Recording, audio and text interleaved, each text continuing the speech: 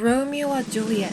단 한 편의 영화로 전 세계를 사로잡았던 배우 올리비아 하세. 세계의 미녀로 불리던 그녀는 10대 시절 절세 미녀의 상징이자 시대를 대표하는 배우였습니다. 하지만 그 화려한 성공 뒤에는 우리가 몰랐던 슬픈 이야기들이 숨겨져 있었고, 오늘은 그녀의 인생을 따라가며 왜 세계 최고의 미녀가 추락할 수밖에 없었는지, 그리고 2022년 세상을 떠들썩하게 했던 6,400억 원대 소송의 비하인드 스토리 함께 알아보도록 할게요.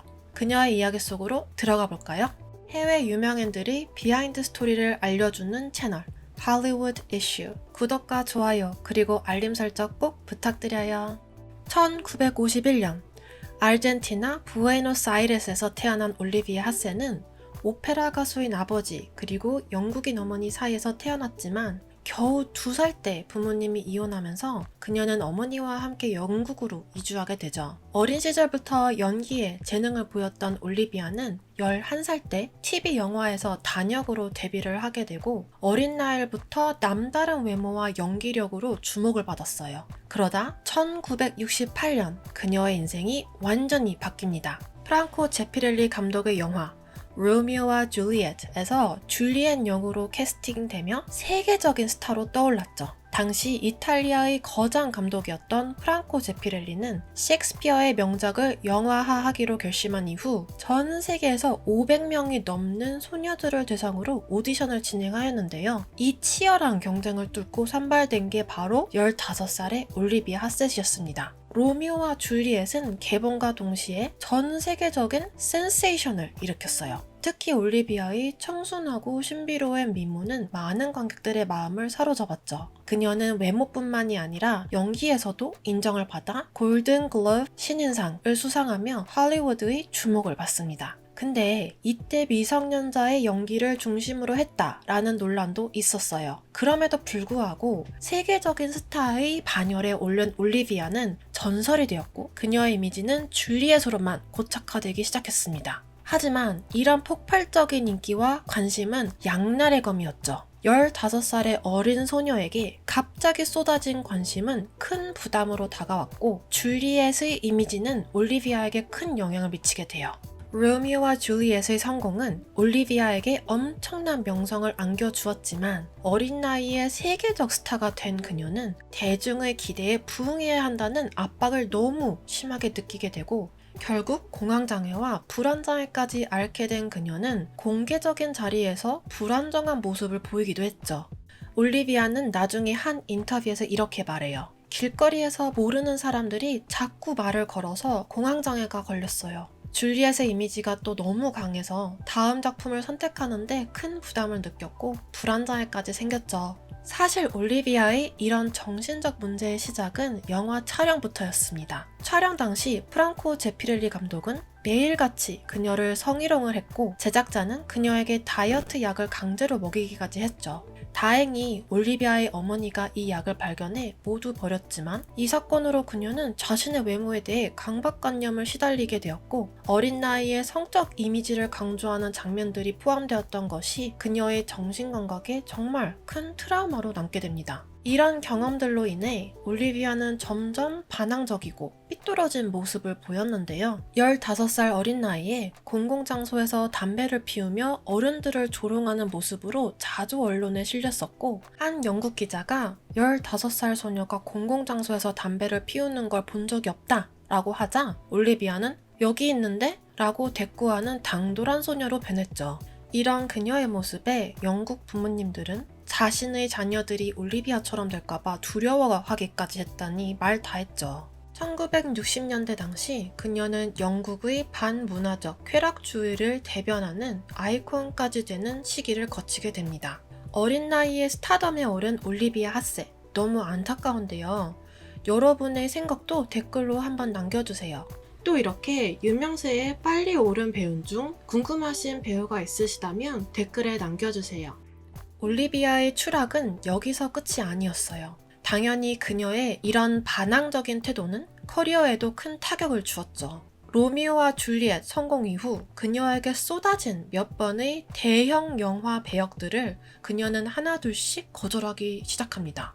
존 웨인과 함께 출연할 수 있었던 True Grit, 진정한 용기도 거절했고 리처드 버튼의 상대역으로 출연할 수 있었던 천일의 Anne of the Thousand Days도 별다른 이유 없이 거절했습니다. 이 영화들은 모두 큰 성공을 거두었고 당시 출연 배우들은 아카데미 후보에 오르는 등 정말 큰 주목을 받았죠. 이런 보석 같은 기회를 거절하며 그녀는 헐리우드 제작자들의 신뢰를 잃어갑니다. 결국 10대의 라이징 스타였던 그녀는 톱스타가 될 수 있었던 기회를 모두 놓쳐버린 셈이죠. 그러다 1974년 철이 들었는지 올리비아는 포기하지 않고 다시 연기 경력을 쌓아나가기 시작합니다. 공포영화 블랙 크리스마스에 출연해 호평을 받았고 이어서 1977년에는 다시 한번 프랑코 제피렐리 감독과 작업을 하며 TV 미니시리즈 나자렛 예수에서 성모 마리아 역을 맡게 되죠.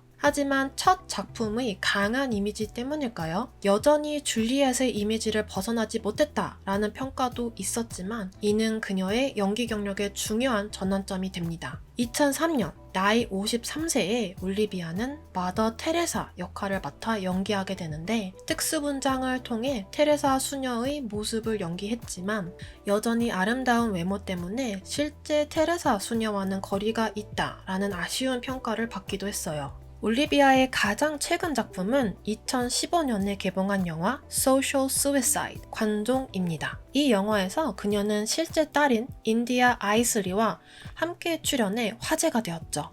유전이 정말 무섭네요. 역시 엄마를 닮아 인디아도 정말 미녀이죠. 또한 로미오와 줄리엣에서 함께 출연했던 레너드 화이팅과 47년 만에 재회하는 장면도 있어 뜨거운 관심을 받게 됩니다. 이렇게 올리비아는 어려움을 극복하고 비록 로미오와 줄리엣 때만큼 폭발적인 인기를 얻진 못했지만 그녀만의 방식으로 배우로서의 길을 걸어왔죠.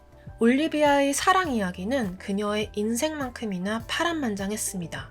세계의 미녀로 불리던 그녀는 과연 누구에게 마음을 주었을까요? 나이 20살에 첫 결혼을 하게 됩니다. 상대는 유명 배우 딘 마틴의 아들인 딘 폴 마틴이었죠. 이들의 만남에는 재밌는 일화가 있는데요. 로미오와 줄리엣 개봉 이후 10대였던 딘 폴 마틴이 올리비아를 만나고 싶다며 LA에서 런던까지 날아왔다고 하네요. 정말 찐사랑에 비싼 사랑이네요. 하지만 당시 올리비아는 그의 제안을 거절했고 얼마 후 그녀는 결국 딘 폴 마틴의 청혼을 받아들이게 되는데요. 한 토크쇼에서 올리비아는 유명한 일화를 또 남깁니다. 그녀가 내 눈 색깔이 뭐예요? 라고 질문해 유일하게 대답한 사람이 바로 남편이었다고 하죠. 하지만 안타깝게도 둘은 아들 알렉산더를 낳은 후 결혼 8년 만에 이혼을 하게 됩니다. 이어서 두 번째 결혼은 1980년 일본의 유명 가수 아키라 후세와였는데요. 후세는 올리비아가 일본에서 TV 광고를 촬영하던 중 만나게 되었고 결혼을 위해 자신의 경력까지 포기하고 미국 캘리포니아까지 이주합니다.